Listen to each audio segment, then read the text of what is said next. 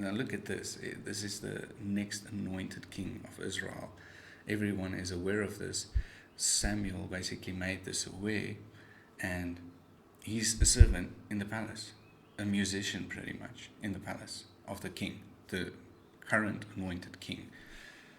And Saul gets jealous of David. He basically gets possessed, and he gets jealous, and he tries to kill David numerous times.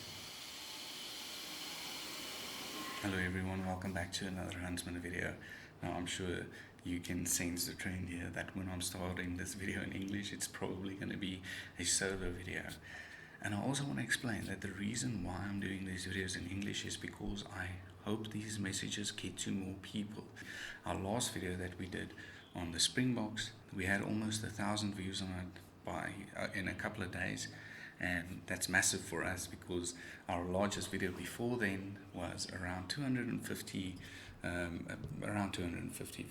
views on that video, and that was an Afrikaans video. I'm grateful to God, and I thank Him, and I give Him the glory for sending this message to more people, and I hope that's what He'll do with this message as well. Before we get into it, I also just want to say that the challenging part about having a podcast is people get busy. You know, you are reliant on the guests on your show, the guests' schedules, and unfortunately this week's guest, it didn't work out, so I'm doing this video which I planned for a later stage.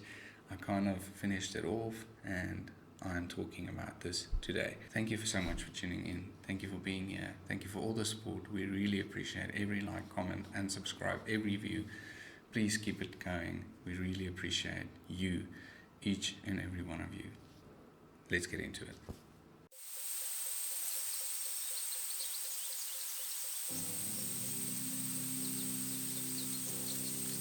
So today we're talking about friendship, and more specifically the friendship between David and Jonathan. Now if you look at the Bible, you see there's a lot of friendships in there, but one that is very prevalent, one that is outstanding amongst the other ones, is the friendship between David and Jonathan. Just to give you a little bit of background, David was the anointed king of Israel, but whilst he was anointed, Saul was the king of Israel. So David was anointed as this young boy. He goes to war, he goes to defeat Goliath in battle, and he basically gets uplifted in Israel as this warrior, this future anointed king, and this really bugs Saul.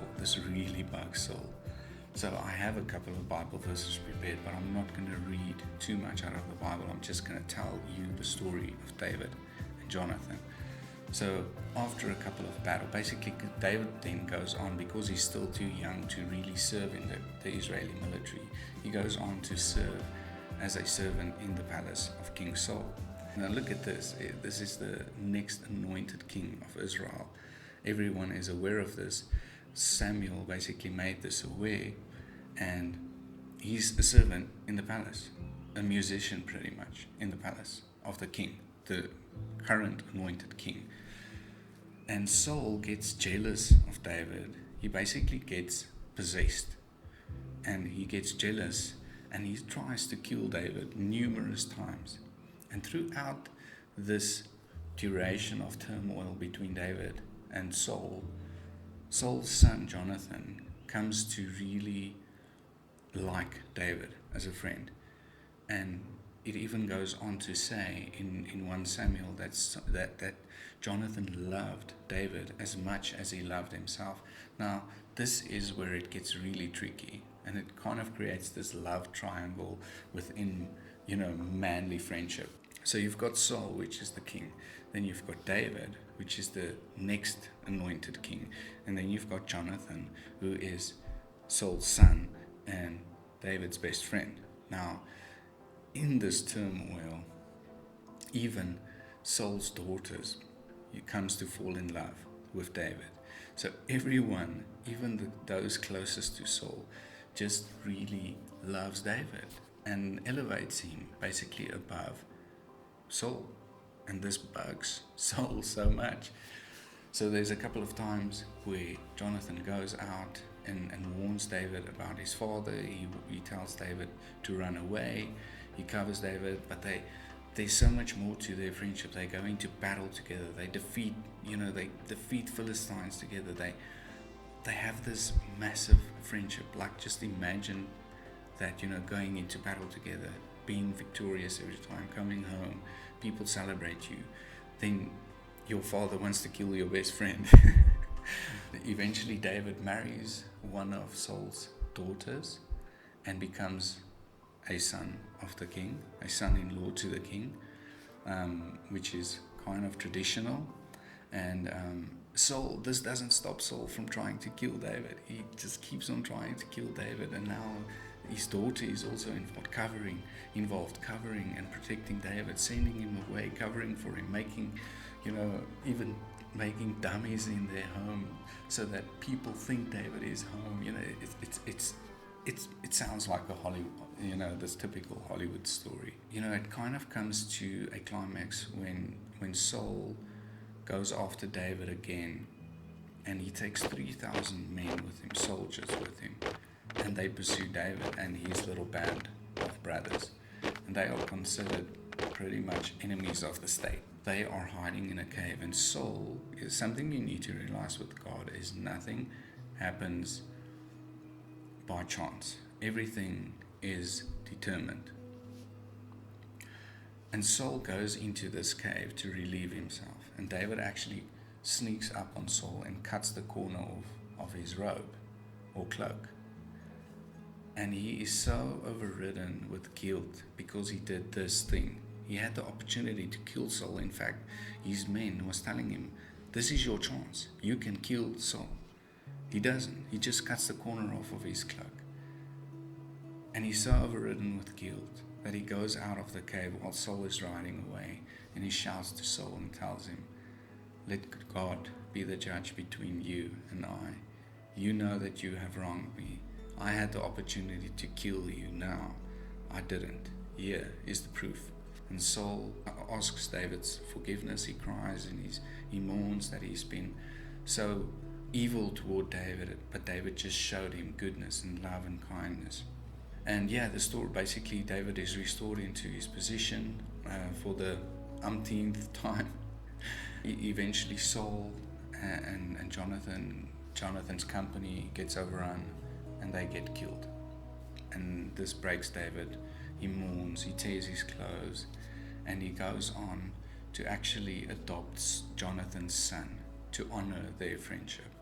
And he restores everything Saul had to Jonathan's son because of his father Jonathan, because of their friendship. So I just wanted to nutshell the story with you. Please go and read it. It's in 1 Samuel and 2 Samuel. It's beautiful, the relationship they had, the love that they had for one another, the laughter, the crying, the battles,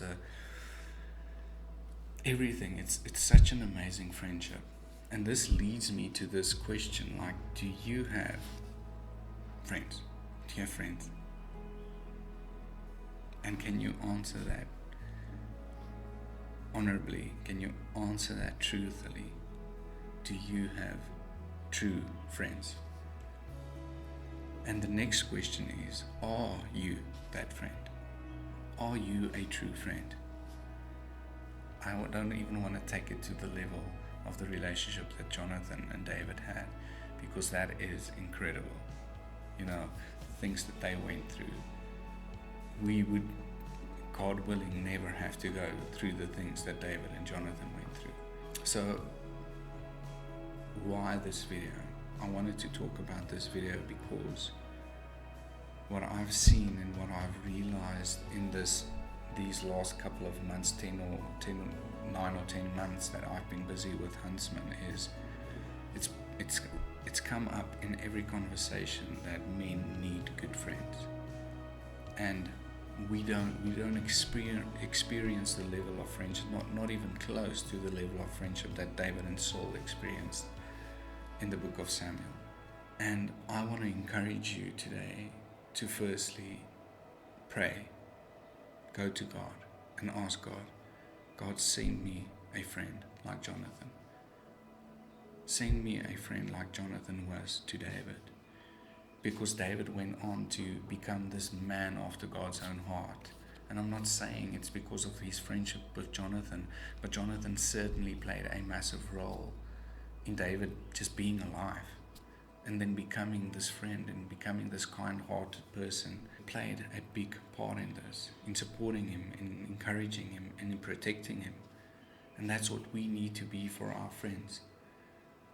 Your friendship can lead to someone's greatness, or play a big part in it at least. So I want to encourage you to become that friend. Go and study the scriptures and become that friend. Become a Jonathan for a David, and then pray to God to send you a Jonathan for your David. Ask God to send you that friend that you can go and have a coffee with and pour your heart out with. We had our first Huntsman fires last week, and it was such a blessed time, such a great experience. We had around 8 guys sitting around a campfire and just sharing what was going on in their lives, the good, the bad, and the ugly. There was some laughter, and some men were even close to tears, and I'm not going to elaborate on what we spoke about there because that's one of the rules, but I can just tell you that I drove away from that meeting with joy in my heart and light-hearted, and I just thanked God for those 2 hours we had as men, just being vulnerable and obviously also strengthening one another. And that's so needed for men, to have a place where they can feel safe.